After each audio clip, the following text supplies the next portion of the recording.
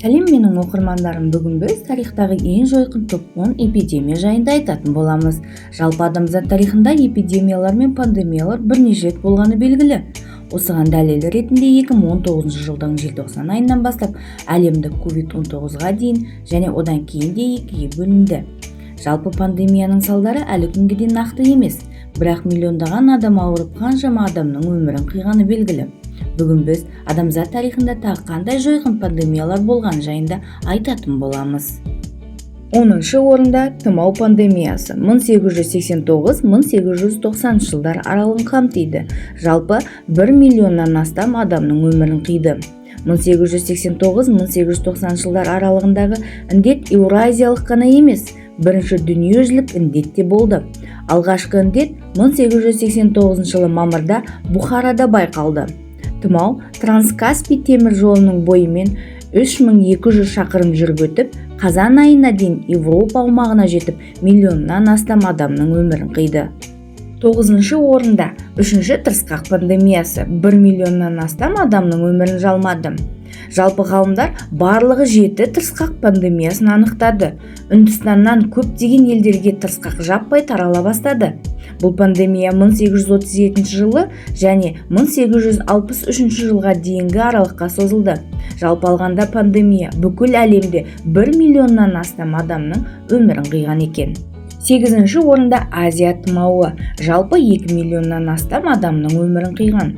Азиядағы 1957-1958 жылдардағы тұмау пандемиясы 2 миллионнан астам адамның өмірін қиды.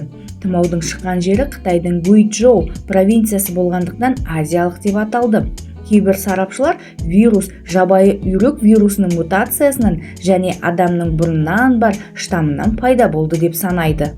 7-ші орында COVID-19 пандемиясы 7 миллионнан астам адамның өмірін жалмады. SARS-CoV-2 коронавирусынан туындаған қазіргі COVID-19 пандемиясы әлемді шарпып жатыр. Ауру алғашқы рет 2019 жылдың желтоқсанында Қытайдың Ухань қаласында тіркелді. 6-шы орында Коколистли. Жалпы 5 миллионнан 15 миллионға дейінгі аралықта адам өмірін жалмаған. 1545 жылы Мексикада жаңа дүние тарихындағы ең қорқынышты індеттердің бірі басталды. Үнділер Коколистли індет деп атаған жұмбақ ауру 1550 жылға дейін созылып, әртүрлі бағалаулар бойынша 5 миллионнан 15 миллионға дейінгі адамның өмірін қиды дейді. Ұлыбритания мен Норвегияның заманауи ғалымдары патогенді микроорганизм европалықтармен бірге Мексикаға енген деп болжайды. 5-ші орында антониндік оба 5 миллионға жуық адамның өмірін алған. Біздің заманымызға дейінгі 165-180 жылдар аралығында Марк Аврелий Антонин тұсындағы белгісіз аурудың індеті. Ғалымдар бұл шешек немесе қызылша деп те болжайды, бірақ сенімді деректер жоқ. Римдегі індет күніне 2000-ға дейінгі адамның өлімін тіркеді. Өлім көрсеткіші бойынша жалпы шамамен 25%-ді құрайды. 4-ші орында ВИЧ 30 миллионнан астам адамның өмірін жалмаған. Жалпы 65 миллионнан астам адам ВИЧ жұқтырған. Оның 30 миллионы қайтыс болды деп, 35 миллионнан астам АИВИД инфекциясымен өмір сүріп келеді деген болжам бар. Эпидемия Сахараның оңтүстігіндегі Африкада 1970 жылдардың соны мен 1980 жылдардың басында басталды. Кейінірек індет ақш, Батыс Европа, Оңтүстік Африка елдеріне де тарады. Бүгінде вирус орталық Азия мен Шығыс Европада ең жылдам таралуда. 3-ші орында Юстиниан обасы. Жалпы есеппен 25-30 миллион адамның өмірін жалмады. Византия императоры Юстиниан I-дің тұсында алғашқы рет тіркелген оба індет. Бастапқыда оба індеті 542 жылдары Мысырда маңызды сауда торабы Пелузия қаласында басталып, ол арқылы өркениетті әлемнің барлық дерлік аумағында қамтыды.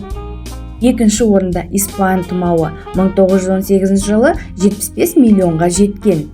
H1N1 тұмауының пандемиясы испандық баспасөзде індеттің жариялануына байланысты испан деп аталды. Алғашқы науқастар 1918 жылы наурызда ақштың Кэмп Фунстон, Канзас қалаларында тіркелді. Ал 1919 жылдың жазында жаңа жағдайлар іс жүзінде тіркелуді тоқтатты. Алайда келесі жылдары тұмау толқындары қайталанып, әртүрлі бағалаулар бойынша 100 миллионнан астам адамға жеткен деп көрсетілген. Бірінші орында бубонды Оба жалпы 75-100 миллион адамның өмірін қиды. Қара өлім немесе қара індет Европа халқының жартысын жойған оба пандемиясы болды. 1346-1353 жылдары орын алған. Жалпы 19 ғасырға дейін бірнеше жаңа толқындары да байқалыпты. Жалпы бұл рейтинг адам шығынының көптігіне қарай құрастырылды. Егер видео ұнаса, пікіріңізді қалдырып, каналға жазылуды ұмытпаңыз.